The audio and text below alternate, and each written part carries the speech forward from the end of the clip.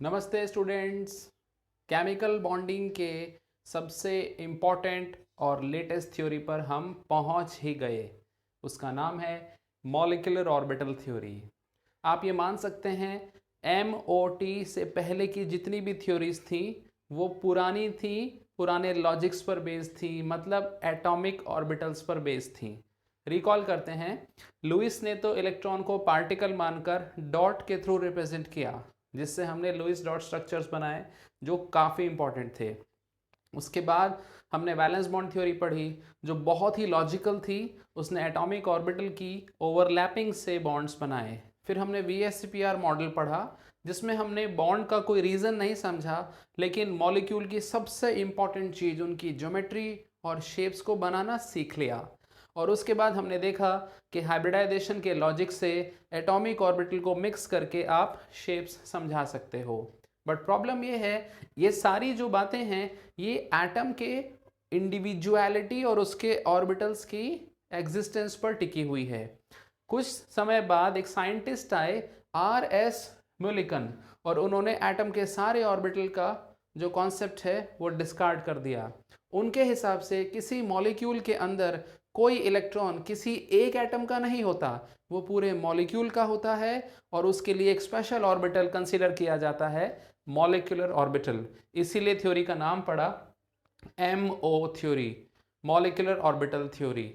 आप इसको ऐसे समझ सकते हैं, जिस तरह से एटॉमिक ऑर्बिटल में इलेक्ट्रॉन एक न्यूक्लियस से फोर्स फील करता है, मॉलिक्यूलर ऑर्बिटल में इलेक्ट्रॉन कई न्यूक्लियस से अट्रैक्शन फील करेगा। मिनिमम अगर दो हों तो दो न्यूक्लियस से वो अट्रैक्ट होगा। यानी अब इलेक्ट्रॉन किसी एक एटम से एसोसिएट नहीं, पूरे फैमिली, पूरे मॉलिक्यूल से एसोसिएट किया जा सकता है। तो RS म्यूलिकन ने नया विचार दिया कि हमें मॉलिक्यूल पढ़ने हैं तो मॉलिक्यूलर ऑर्बिटल्स पढ़ने होंगे। और सोचिए कितनी इंपॉर्टेंट बात है, यदि अगर हम मॉलिक्यूल के ऑर्बिटल्स का एनर्जी ऑर्डर पता लगा लें तो मॉलिक्यूल की पढ़ाई बिल्कुल वैसी हो जाएगी जैसे एटम्स की स्टडी होती है।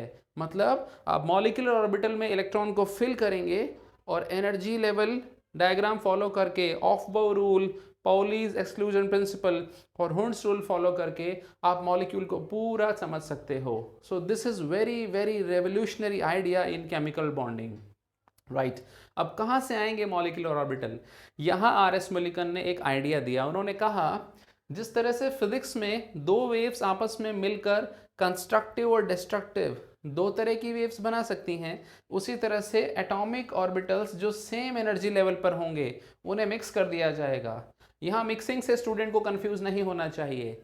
हाइब्रिडाइजेशन में मिक्सिंग होती है एक ही एटम के ऑर्बिटल्स की, MOT में मिक्सिंग होती है कंबाइनिंग एटम्स के ऑर्बिटल्स की, और इससे बनता है मॉलिक्यूलर ऑर्बिटल। सो आई कम बैक, दो एटॉमिक ऑर्बिटल जो एक जैसी एनर्जी पर होंगे, जब वो कंबाइन करेंगे तो एक सबसे स्टेबल और दूसरा सबसे अनस्टेबल कॉम्बिनेशन बनेगा। सबसे स्टेबल वाले को नाम दिया गया बॉन्डिंग मॉलिक्यूलर ऑर्बिटल, BMO।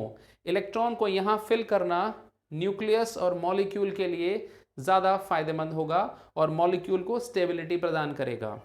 और दूसरा होगा हाई एनर्जी का, हाईएस्ट एनर्जी का, आप देख सकते हैं, और इसकी आप नोमेनक्लेचर देख सकते हो, it is anti bonding molecular orbital. इसे एंटी बॉन्डिंग क्यों कहा गया? क्योंकि इलेक्ट्रॉन को अगर हम यहाँ भरते हैं तो ये मॉलिक्यूल को नुकसान पहुंचाता है। आप इसे इलेक्ट्रॉन की प्रोबेबिलिटी से रिलेट कर सकते हो। बॉन्डिंग वाला मॉलिक्यूलर ऑर्बिटल न्यूक्लियस के बीच में हाई प्रोबेबिलिटी रखता है और एंटी बॉन्डिंग वाला मॉलिक्यूलर ऑर्बिटल न्यूक्लियस के बीच में नोड रखता है। यानी इलेक्ट्रॉन्स को यहाँ रखें तो ये दो न्यूक्लियस को बीच में रहकर बांध लेगा, और इलेक्ट्रॉन को यहाँ रखें तो ये दो न्यूक्लियस के बीच में खालीपन रख के उन्हें रिपेल कर देगा। इसीलिए इसका नाम पड़ा एंटी बॉन्डिंग। अब सवाल ये उठता है, जब आप मॉलिक्यूल के एनर्जी लेवल डायग्राम में इलेक्ट्रॉन्स को भरोगे तो जब आप बॉन्डिंग के इलेक्ट्रॉन्स और एंटी बॉन्डिंग के इलेक्ट्रॉन को गिन लोगे तो मॉलिक्यूल तभी जीवित रह सकेगा जब उसके बॉन्डिंग के इलेक्ट्रॉन ज़्यादा होंगे। अगर वो एंटी बॉन्डिंग के बराबर हुए या उससे कम हुए तो ऐसा मॉलिक्यूल बन ही नहीं सकता, राइट। तो बॉन्ड ऑर्डर की सबसे अच्छी डेफिनेशन MO थ्योरी में दी गई है, number of electron in bonding molecular orbitals, यानी ये वाले जिसमें स्टार नहीं लगा हुआ है, minus number of electron in anti bonding molecular orbital यानी ये स्टार वाले, और upon 2. So this is the best formula of bond order. तो बॉन्ड ऑर्डर अगर पॉजिटिव आता है तो मॉलिक्यूल एग्जिस्ट करेगा, बॉन्ड ऑर्डर अगर जीरो या नेगेटिव आता है so there is no existence of the molecule. अब सवाल उठता है ये एनर्जी लेवल डायग्राम कैसे आएगा. तो आप इसमें कुछ खास बातें नोट कर सकते हो. 1s नीचे है, 2s ऊपर है और 2p उससे ऊपर है. दूसरी चीज, स्टार वाला ऑर्बिटल बॉन्डिंग ऑर्बिटल से ऊपर है. तो ये कुछ बातें आप नोट कर सकते हो और ये सिर्फ गिने चुने ऑर्बिटल हैं जिसको आप आसानी से मेमोराइज कर सकते हो. एक खास बात स्टूडेंट को हमेशा नोट करनी चाहिए, जिन मॉलिक्यूल में 14 या 14 से कम इलेक्ट्रॉन हैं उनके लिए पाई ऑर्बिटल्स की एनर्जी सिग्मा 2p से कम होगी. ये ऐसा इसलिए हुआ क्योंकि मॉलिक्यूलर ऑर्बिटल भी आपस में इंटरैक्ट करते हैं जिसे sp मिक्सिंग कहा गया है. इसकी डिटेल्स हायर क्लासेस में ही शेयर की जा सकती हैं. और जिनमें 14 से ज़्यादा इलेक्ट्रॉन हैं उनमें ऑर्बिटल का एनर्जी सीक्वेंस बिल्कुल सिंपल होगा, सिग्मा की एनर्जी पाई से कम होगी. राइट. तो याद रखिएगा, इलेक्ट्रॉन भरने से पहले आप ये तय कर लीजिएगा तो जो न्यूट्रल मॉलिक्यूल है यानी जो ओरिजिनल मॉलिक्यूल है वो कौन से एनर्जी लेवल में आ रहा है. अब एग्जाम में एमओ थ्योरी का सवाल कैसे आता है. तो एग्जाम में एमओ थ्योरी का सवाल बॉन्ड ऑर्डर से रिलेटेड और उसकी बॉन्ड ऑर्डर की वजह से उसकी एनर्जी, उसकी स्टेबिलिटी, उसकी बॉन्ड लेंथ और उसके मैग्नेटिक नेचर से रिलेटेड आता है. तो स्टूडेंट का काम हम आसान कर देते हैं. सबसे पहले स्टूडेंट को ये 10 डिजिट्स याद रख लेने चाहिए. 10, 10, 12, 32, 10. रिपीट, 10, 10, 12, 32, 10. अब ये 10 डिजिट्स हैं क्या? ये वास्तव में बॉन्ड ऑर्डर का सीक्वेंस है, सबसे हल्के मॉलिक्यूल से नियॉन तक. हाइड्रोजन में 2 इलेक्ट्रॉन है, बॉन्ड ऑर्डर 1. हीलियम में 4 इलेक्ट्रॉन है, बॉन्ड ऑर्डर 2. लिथियम में 6 इलेक्ट्रॉन है, बॉन्ड ऑर्डर अगेन 1. बेरिलियम में 8 इलेक्ट्रॉन है, बॉन्ड ऑर्डर 0.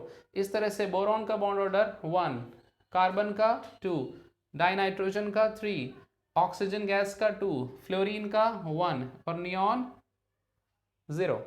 तो ये ऐसे आया है जैसे हाइड्रोजन में इलेक्ट्रॉन यहाँ भरेगा सिग्मा 1s2 और बाकी खाली रहेंगे तो 2 माइनस 0 डिवाइड बाय 2 यानी 1 बॉन्ड ऑर्डर.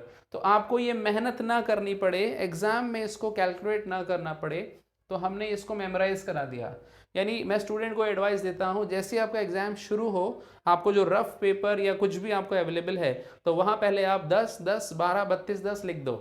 इससे आपका एमओटी का कोई सवाल होगा तो हैंडल करना आसान रहेगा. अब इसका फायदा देखिए, ये सिर्फ ऐसा नहीं कि इनके बॉन्ड ऑर्डर आपको याद हैं, आपको इनके आगे पीछे भी जाना होता है. जैसे अगर हम C2 के अंदर एक इलेक्ट्रॉन हटा दें तो C2 प्लस यानी वो यहाँ आ जाएगा, तो 1 और 2 के बीच में आता है 1.5, तो C2 कैटायन का बॉन्ड ऑर्डर 1.5 होगा. दूसरा देखिए, अगर हम N2 में एक इलेक्ट्रॉन डाल दें तो वो इधर आ जाएगा N2 माइनस, तो उसका बॉन्ड ऑर्डर हो जाएगा 3 और 2 के बीच में आता है 2.5. तो इस तरह से एक इलेक्ट्रॉन हटाकर आप बीच में शिफ्ट हो सकते हो, 2 इलेक्ट्रॉन हटा के आप पूरा डिजिट शिफ्ट हो सकते हो, क्योंकि ये 2-2 इलेक्ट्रॉन के गैप पर हैं. और इलेक्ट्रॉन अगर गेन करना हो तो आप एक शिफ्ट होंगे, और इलेक्ट्रॉन अगर 2 गेन करने हो तो पूरा डिजिट शिफ्ट होगा. जैसे He2 में एक इलेक्ट्रॉन डाल दें तो 0.5, He2 में 2 इलेक्ट्रॉन डाल दें तो 1. इस तरह से आप फ्लिप फ्लॉप करके सारे इलेक्ट्रॉन्स के बॉन्ड ऑर्डर निकाल सकते हो. अब रही बात मैग्नेटिक नेचर की, तो इंपॉर्टेंट पॉइंट सुनिए.